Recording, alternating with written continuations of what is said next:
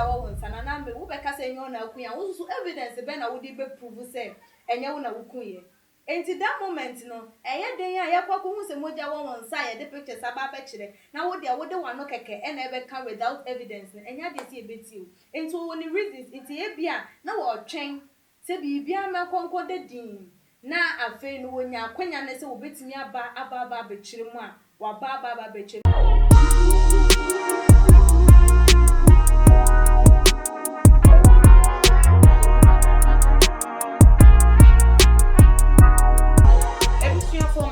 Aquabasronko eba too much GH efide eso nana ama owusia enimidi na dano training issues a esi ewo oman mu ena mede eso mo na hunim se Ghana ha de dadia ene emu ensem a ekenya ne ho ewo oman mu nti se ensem esi nko ade na hu behia so se meba mo amane nti jibre na ensem ewo ho na me ka ne sanom eye Kumawood actress awon fefo Emilia Bobe ebrebia etwem ensem bi epie ba bonten efa na wari a wonne openipa woda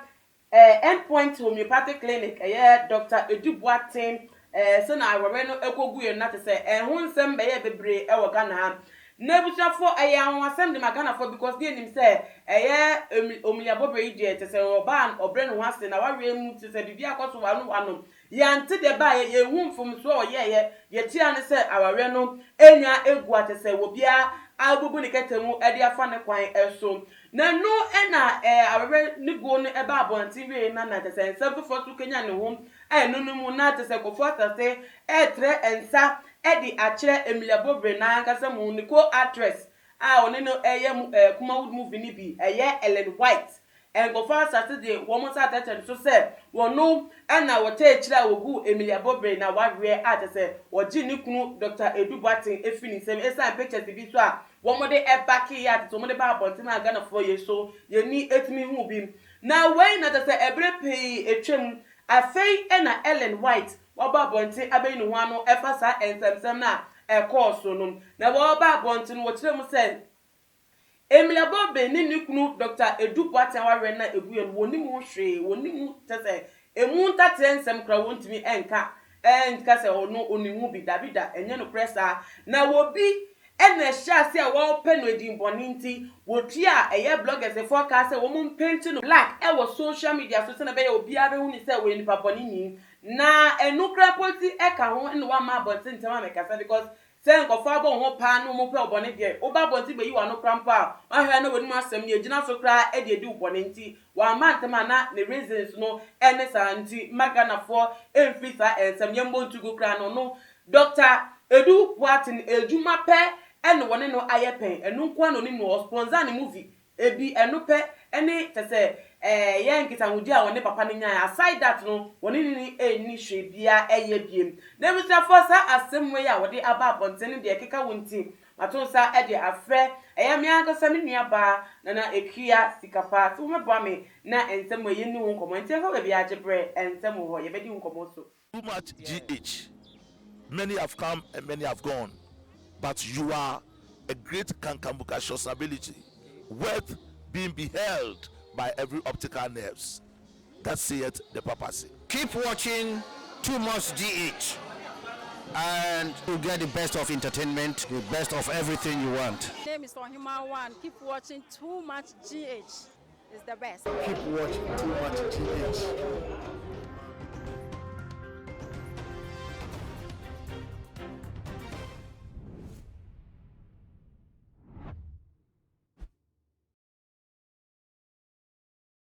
Me mamu Aquabasronko ebiem against kapa bibi agoko ani wa sha azeta wosre oho famkwa o chese mi hu wa na mame ene ya me nde o de hunra nkomo no mi bia ba stage be kan sem against kapa ebra Emilia Bobe na wawe eguye no kofo shase etro mo nsa ewo Ellen White so wono ena waji Emilia Bobe kunu efini nsem Dr. Edubuaten na wo mu kasa na nya nsem kwa no mu komo the pictures ba bonti ana pictures to tun say one Ellen White we etu ana mo so mo nanti ebom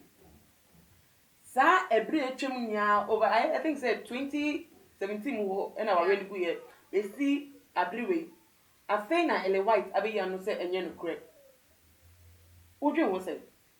Yo, nana mama na makunya iso e dia chat too much etiefo ene ahwefo enyina se da ne da mo so bukoso e share ye videos na mtimi di mo comment eba na me ba asem no eso no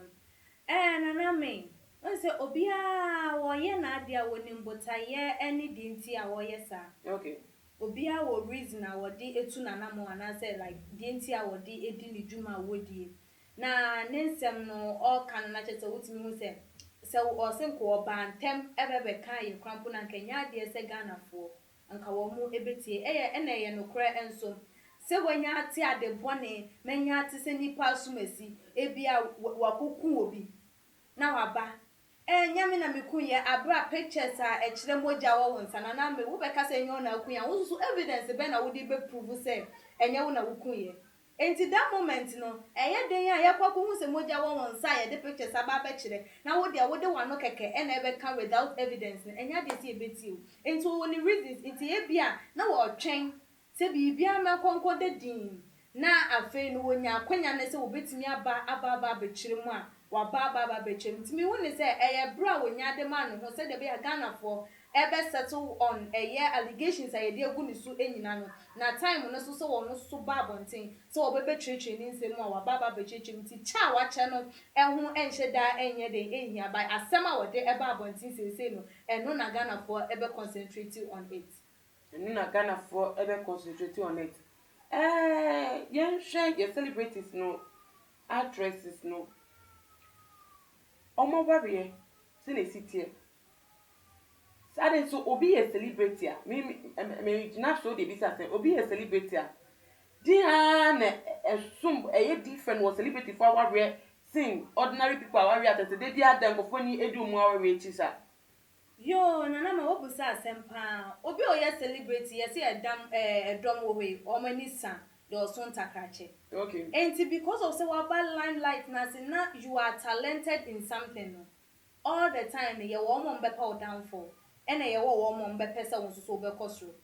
entinom the moment a nipa sumes mi mpeni movie me mpene nyum to me mpese de wo ye ne nyoma esi efa enti enie de bia me hwese meti bibi bone e wo no ne menya te se wakum ntate akrampa metimi di ababa be ka se ene na asem ababa nten nipa sumes wakum obi afo be kwa echi hwan no kokum na ntate asem no menya kama onkofo bebre na be spread it. One go tie at the corona esi no but best friend say yesi ni person mo ku we okude o si me de minimo yesi we wa yesi o ye den minimo enso na o spread oni ma de corona enso na wo ye because of celepan wo ye celebrity ento oni mo say wo say ni din anase ne ni na chi no wo ye bibi editia na ebekọ enti na ama eye celebrity no wo ma ware wo mu dwumadi a wo mu di dan dodo na eni say won because omo pe bibi ayeden ama nasi said the bill betimi ababon ti abaka say oh tie kan say abaye woni suban say be men say ya na otie obo ma ana obey said the bia obu nikuna na say no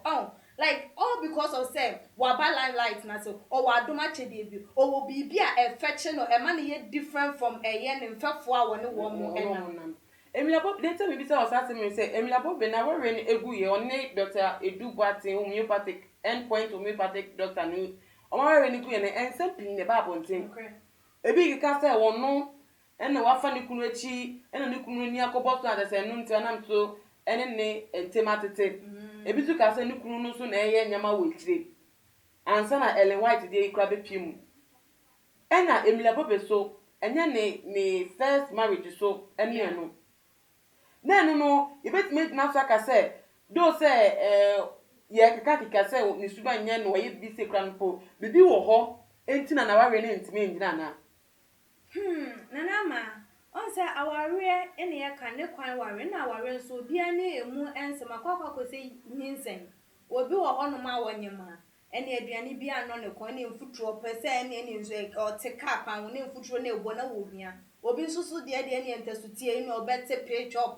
obi onso wanyema ne aduane de obedie mo nso odi bi na kwa wo ye ne enti sa na aware etie aware mu nsem eye different ebetimi aba say na warrior first one a good year or because of maybe a misunderstanding be a buy na be o man te wo mo asi eye e na afa second one so e na akwa ye say e betimi aba say like oba no esu ni ban bi wo ho no ma wo dan na di e wo aware mu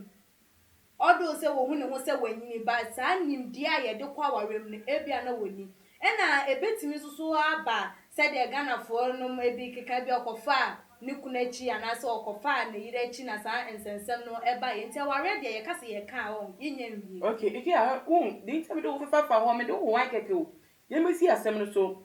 Emra bobe o jai ni kunu oni ni kunu ni tem etete ye pe e na o sha ase okuku seku onipa ho hu so onipa oye program bi krasa e wo Yeah. eye seku show. Ana oni Ellen White so eye enamfo part is wo mu bom enti wodi say bibi sabetimi esi say obi fanity because oja wa pe na dane na asem a woka anu ko wodi adani show obetimi ba say bibi sa esi wo chi atese na danfo bi e fanity twa ne na ase anasa e twa na ase fane na de bi a so bu fini 70 na wo kasa sa na we fane le right ni person won time and say ono no oni mo hwe Anama ebetimi aye no pa because on say yes ehunu bi penti e na bo aserewa oje ne background we yi nani ato nchen enam de wahunu enti no e na e ma no ye den e kasa e because wo bi enya ade ma ni ntia na nya de so betimi akasa okuku seku onipa wo ye hu nipa na be ya ade ama na show ama wa use that proverb e de ama nipa enti no ikubi say ne yonko ne na fofo no ebi e na ye den esi nachi omko ye esi echi hima e wo na ware echi ena ama enede na de pa bi ayeden ahwere no nti ebi akwako ye asua de e de ama no nti na ode sa ne talk show ne by say de be obema Ghana for ne ma young ones o mo kwa warem no wo mo so ohunu ha wo mbesi atoto wo mo nyoma asi afa maybe sa asem wo Ellen White ne nsem a wo kan ye no wo say Emilia Bobe ni kunu no ebra oni ni di nhemu ane ebra eye okohu papa no for sponsorship ewo ni film bia na wo twa se wo ni obi wo adwuma mu na wo nkako no ye warefo na tese mu the same food ma mu ye adwuma wutimi efa na chi eko ni kunu ho ego bisa no sponsorship wo mu sa akonya da ho sa se wo wutimi ba o colleague fie ebe bisa ni kunu for sponsorship. Oh nana ma boni bia enim by like so we be koni kunu whole straight ne there somehow weird like at least so when like na yere no free when no etwasini nti nka betimi dia fa na yere so say oh ebia pepe say ebia wukunu ye bibi say ye de ma me ana say oboa me wo kwan bi say eso nti ene eye wura endi enkomo emfa emame but to the extent they say we need nipa na ye free wo betimi dia fa no so na wo yi e de fa ne nchen na wo kɔ ne kunu wo street side ene no ekɔkɔ ye deal ne de eno de ntwe ye it could be like say na wo two agenda either say na wo adwempo bi say bia wo pekwan bi so kwakwa akɔhye ho ana say sponsorship keke ena na wo ye de wo pe na wo nim say bia ma libre ne ayi wo ya afenti no ebetimi aba say bia like million ebe jealousy no say bia wo koso ana say bi sa ni kunu bo na mo no tumpo che wo no enu nti na wo ye nti say enye different mindset say bia wo kwakope ba bia hye wo mo adwuma wo mo aware mu na sponsorship dia ene nkaboni bi ni but dia wo sanka wo ye ne say wo de fa oba no so sansa wo ne no ene di adwuma na wo de ko ni kunu too straight sana no che say there's a winning ni kunu obi binti na tuni ko ni straight na say den if say you be one because so ni obi ni bibi ya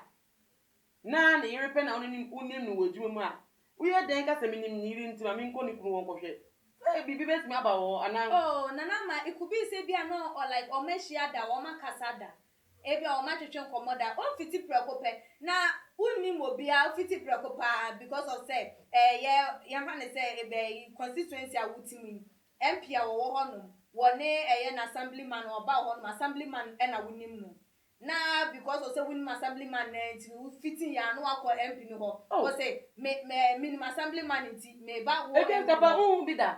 oh say minimum assemblyman last time who say assemblyman na ha no ne MP ne nam Oh, an assemblyman any MP na no me fine o na say make me akwa MP o na the assemblyman din ko.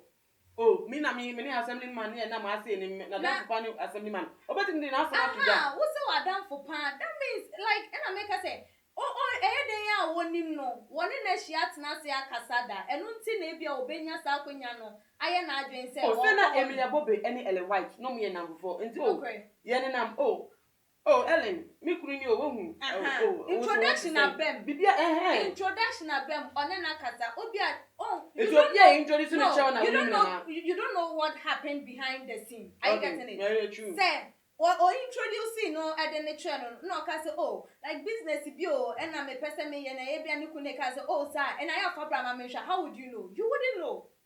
Enti no ebia enkomo because so enu nti na man dey take that opportunity say enya ma me nkwa ne ho no me san say waka say enti no me so me nya dem me follow up na me hwe say betimi aboa me. So it could be two things and American is either so our agenda be and now say na just a sponsorship keke and na wo pe but na kan ne kwan so le say wo de befa na ureno eso na ureno eso ma me fa some of the comments ya Ghana for be e de abeto amocho madwen e de afa semino ehom where if we Derek a champion saying I don't believe Ellen she can do more than that on Ellen di back say or say Ellen no Ellen no ni me no do betima e de things I grant you can there over enye hwe Marin Obin eso dia wode about say eyewo ne wo nyankopon entem or say it's between you and the Lord ho tell that dream ebiomu so no Gershon so e de ne dia about say Emilia, losing your man to another woman is not the end of your life. She will go on snatching, and very soon she herself will face the same situation as her husband being snatched from her. May the comments know ABC ahase. Na Ellen Kasembi, oh ne nkomodi ni mo ka say. Do say picture na ba bon te bi bo say ase no ne Dr. Edu Watin na so mo da hostile bi aso mo chele o baby no. There's no way I will know ebetimi aje Emilia kunu efin nsem na no ohwe oba wo kase minka say Ellen White ni paponi ni anasisa mama ntuma ne ensi bonin but die le mo obi etimi akasa asem na ponti say me nji obi ade efin nsem eden do wo fa na ware no kwa eden oni obi eden atwempna do oni obi atnada okay enti say wa babo dey say there is no way so obeje Emilia ekunu efin nsem ti mi bi say o say Emilia kunu after say we divorce Emilia enti say na wo ka say enti ode o mana kunya say onu tubetu aba na babom no na tra on di ntuma na say den na obate den na odwinfa Elena some kata aton say there's no way say obeji obi ade and as obefa obi ade no chire say do say pictures about abonten a oni Dr. Dubois omo chele as omo da omo nchen na say ibi ikosu no no there's no way obetimi age on see there's no way no ebeje Emilia kunu efin nsem anase bibi sample ebe ba so ewo muntem that means say because of the friendship between them wa fa ne sini nua ba wa fa ne sini bibi ente nya de say obetimi aye bibi a ebe hete eye ne yonko enti no so wakasa it could be true then na ma asema make enhwe Ghana won ye kasa o Ghana ye kasa o like ye betimi aba ebi a video na wo hu ye say wo mo ete wo be kom kra na bia ye wo mo miensa ena na wo mo ti ho no mo have fun ne ehun ko ne ba ena ebi a bibi akasa wo timi no obi e kasa wo no asere no aboro na asa wa pem no eyi ena ye den a wo mo twitwa ye pictures no ebe capture bi ebi a wo mo miensa kwan ya ye be fo so ye be ye Emilia bro be free ho no ama aka wo mo mienu na wo mo mienu nko aba beda ho na ye de aba betu emfonye social media wo mo be ena it could be say ebia na oba no Emilia bobe woni ho no ena sa incidents no esiye na say esiye oba Emilia bobe ye ka say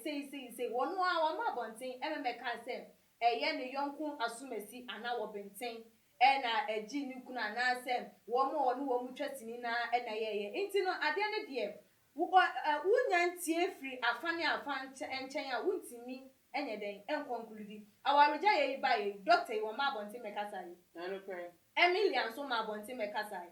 eye gu aye gu wo no ne hu fin se wo no na aba beje ena sesi akonya na ba se wo memechire ni semu ena wa ba beche wa try ne side awie you can choose to believe you can choose not to unless say wo mu bienu no so aba bonti aba beka wo mu de ne ye the same ma ene ne de no enko ena obetimi aka say ena ba ye o twantro are you getting it Ekia yedi ye komo no ebewe yem Ghana phobic kika say Emetinti we nya no na Ellen White wo yeden wo train den na ebetimi aba ne say sana ebeda abontin bibi sa ka so na ye dia wo nani dia wo nani ne ye de do woni so a na I don't know what that na kwan bi atwa wo nti na wo ba abontin afi na wo yi no ho ano no sasem no twe wo say nanama me de metimi aka ene se aware won se wo komu a yemfa na mfonko aware yemfa na mfonko de wo mo kan ebetimi aye no kwe na se wo ware na wo na fofo enwura waware mu a ensensen bi se enya de se ebi ebetumi epieda ebi betumi epieda na ebusuafo aha enene dey yedi yenkomo twetwe no ebesi adwentwe bia se wo additional bia beso wo fa enka ho so a ubetumi de atudwa ewo too much the comment section honom ebiemu so no ubetumi afollow yen ewo ye IG page @too_much_gh_ na make na sano se wo pe eye face show dia me shey bi ewo ne dodo mu a ubetumi afre number yi eye 0247083815 meta abo number no esubiem 0247083815 na chese wa pebi ede abo ho ban unto ebra ye wo mu de normal times ebra wo hia pa se obetimi enya ahobaibo chese enyema ene wodi ahobaibo no ehhehye ho se na be ya ya coronavirus no ebi entowo ene webusuafo enya yare da from enya atoro ewo so wo mu oga na apa ebi koso pa nkofo yare bi ama ebi afemu ahire wo mo enkwa enti ope bia no wa fa number na me bono kane no aha na bi besi mi kane dada edisi Fiti ani asese ni din and your friend say mechanic. Zana prophet kum chacha ma sesa me YouTube no ba bia me hwe bia ma change afro and ma ba too much GH. Shit na prophet kum chacha me so me hwe.